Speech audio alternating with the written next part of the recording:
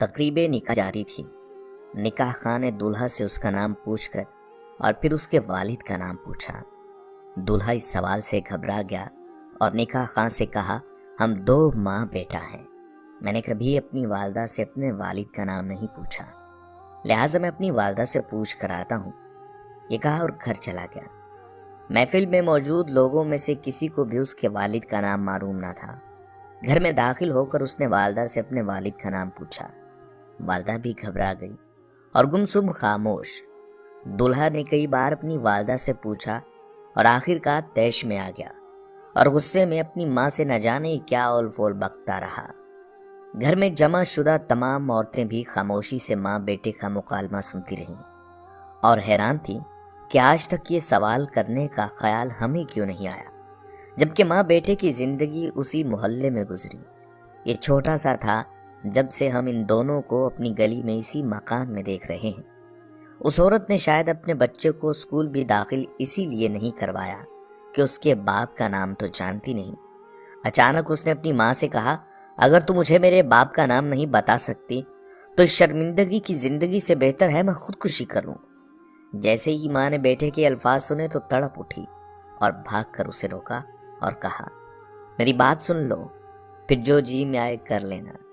چند عورتیں آگے بڑھیں اور جوان کو اس کے اقدام سے روک لیا کہ پہلے اس کی بات تو سنو۔ پورے گھر میں خاموشی طاری تھی۔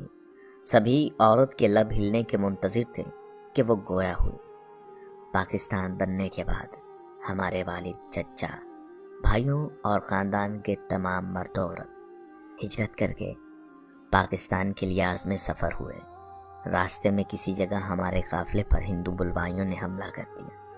ہمارے مرد جان توڑ کر لڑے، لیکن ان کی تعداد اور اسلحہ کی وجہ سے ہماری حفاظت نہ کر سکے اور سب شہید ہو گئے۔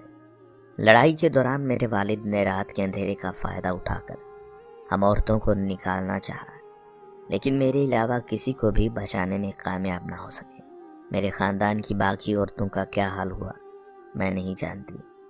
مردوں اور عورتوں میں سے کوئی زندہ بچا بھی ہے یا نہیں، مجھے کچھ نہیں پتا۔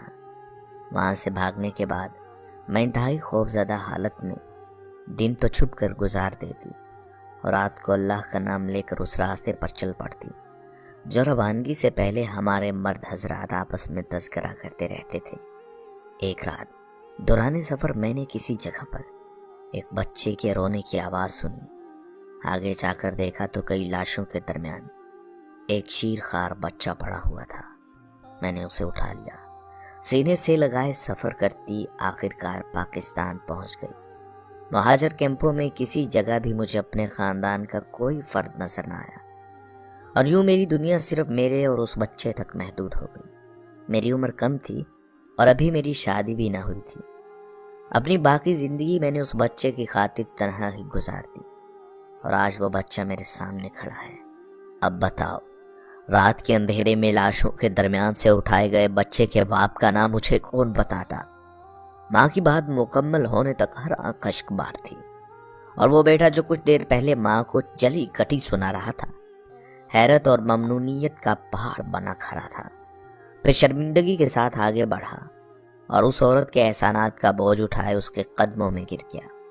جس بھائی نے مجھے یہ واقعہ سنایا تھا، ان کا دعویٰ تھا کہ وہ اس تقریب میں موجود تھے اور اس کے عینی شاہد ہیں۔